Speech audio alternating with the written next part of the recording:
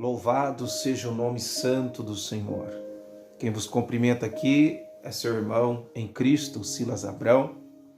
Mais uma vez eu quero dizer que sou agradecido ao Senhor por poder estar compartilhando com aqueles que estão participando dessas mensagens bíblicas para o aumento da sua fé.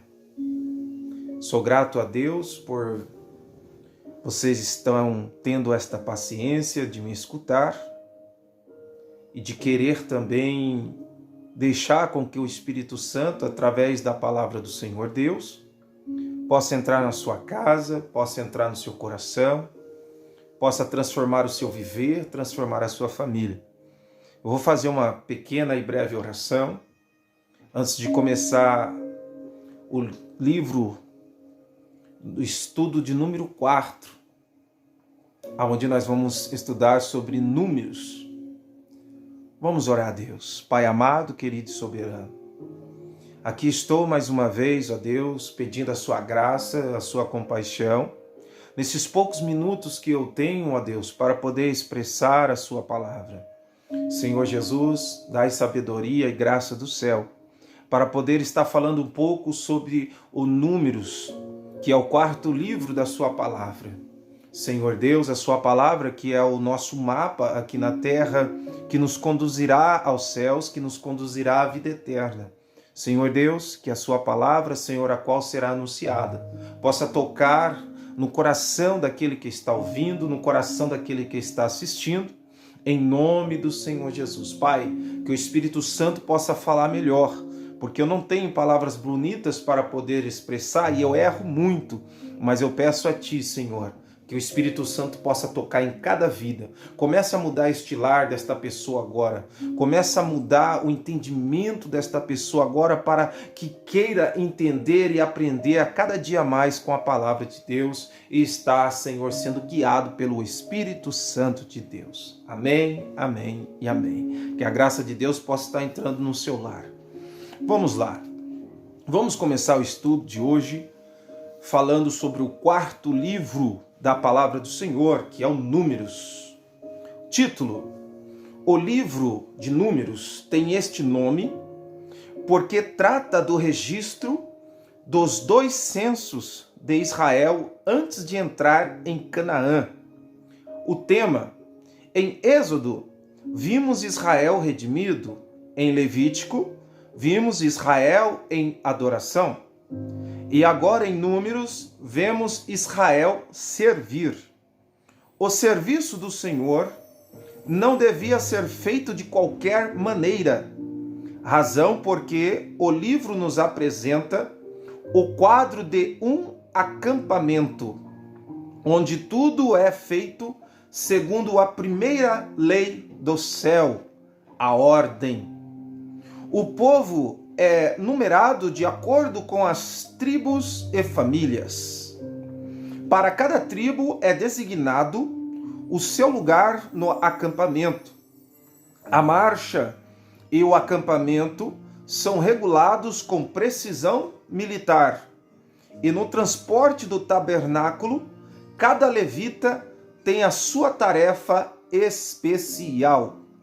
Além de ser um livro de serviço e ordem, Números é um livro que registra o fracasso de Israel, que, por não crer nas promessas de Deus, não entrou em Canaã e, consequentemente, peregrinou no deserto por castigo. Contudo, foi uma falta que não frustrou os planos de Deus, porque o fim do livro nos deixa nas fronteiras da terra prometida, onde a nova geração de israelitas espera para entrar. Desta maneira, 4 palavras: serviço, ordem, falha e peregrinação resumem a mensagem de Números. O autor do livro de Números foi Moisés. Esfera de ação: 39 anos de peregrinação do povo de Israel pelo deserto. desde cerca de 1490 até 1451 a.C. Conteúdo: levantaremos um esboço do livro de Números, de acordo com as jornadas principais de Israel. Sugerimos que o aluno use para esse estudo um mapa, a fim de identificar os diferentes lugares mencionados durante a leitura. Primeiro, no deserto do Sinai, que é do capítulo 1 ao capítulo 9 de Números. Segundo, do Sinai a Cádiz, que vai do capítulo 10 ao capítulo 19. Terceiro, de Cádiz a Moabe, que vai do capítulo 20 ao capítulo de número 36. Primeiro, no deserto do Sinai. Vamos falar um pouco, um resumo aqui, no capítulo 1 ao 9. Vamos dividir em 6 partes. Primeira parte, o censo do povo, que vai do capítulo 1 ao 2. Segunda parte, o censo dos sacerdotes e levitas, que vai do capítulo 3 ao 4. Capítulo 4. Terceiro, leis, que vai do capítulo 5 ao capítulo 6. Quarto, oferta dos príncipes, que vai do capítulo 7. E 5, a congregação dos levitas, que está lá no capítulo 8. E sexto, a Páscoa e a nuvem guiam a marcha dos israelitas, no capítulo 9. Por que o povo foi contado? Uma pergunta. E a resposta no capítulo 1, do verso 3. Em preparação a quê? Leia lá no capítulo 13, verso 30. Qual foi uma das razões?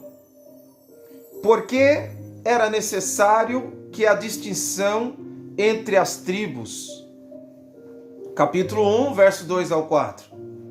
E entre as famílias. Confira lá em Lucas, capítulo 1, verso 27. Fosse conservada em Israel. Leia lá em Hebreus, capítulo 7, no verso 14. Que tribo não foi contada com as outras?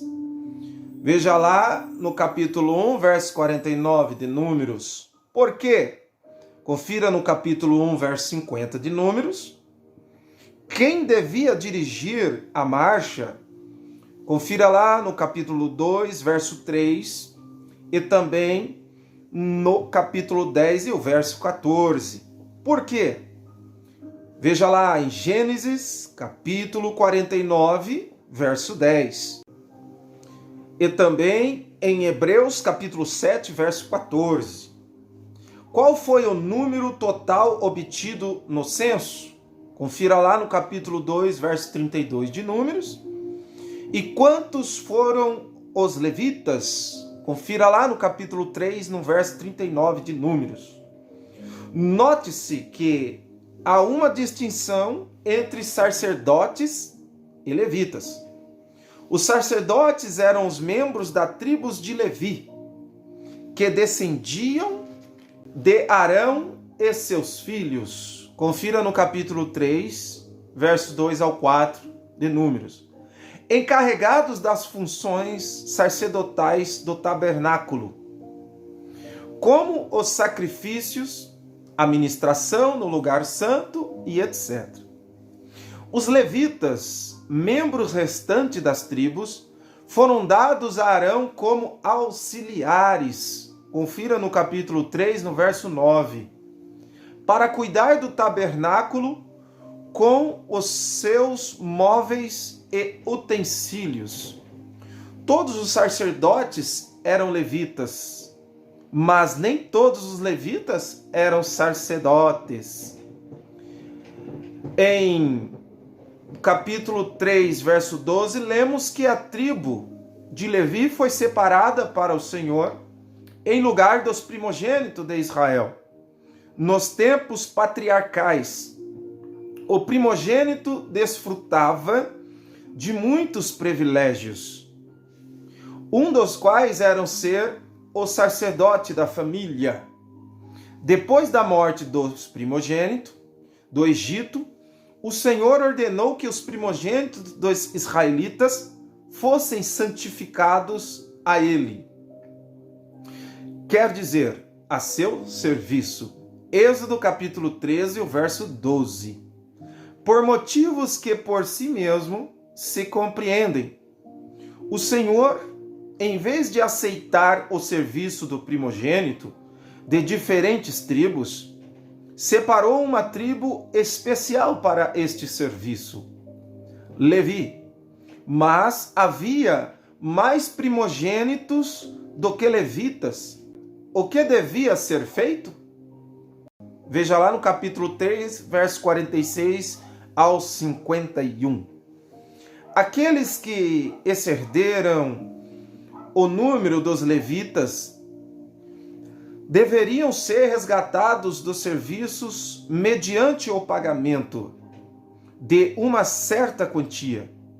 A cerimônia realiza-se ainda hoje entre os judeus ortodoxos. A lei do nazareado, capítulo 6, reapresenta consagração. Nazireu era a pessoa que consagrava ao Senhor, com votos especiais, temporariamente ou pela vida inteira. Como exemplos desta classe, mencionamos Samuel, 1 Samuel, capítulo 1, verso 11. João Batista, Lucas, capítulo 1, verso 13 ao 15. Os nazireus não bebiam vinho, tipo de abstência do prazer natural. Usavam cabelos compridos, talvez disposição a sofrer censura por causa de Deus. Veja lá em 1 Coríntios, capítulo 11, verso 14. E não lhes era permitido tocar nos corpos mortos, nem mesmo nos de seus pais. Separação dos laços familiares. A queda de Sansão foi causada pela quebra de seu voto do nazireado. Juízes capítulo 13, verso 5 e Juízes capítulo 16, verso 17. O que nos recorda a bênção tríplice pelos sacerdotes em Números, no capítulo 6, verso 24 ao 26? Veja lá em 2 Coríntios, capítulo 13, verso 14.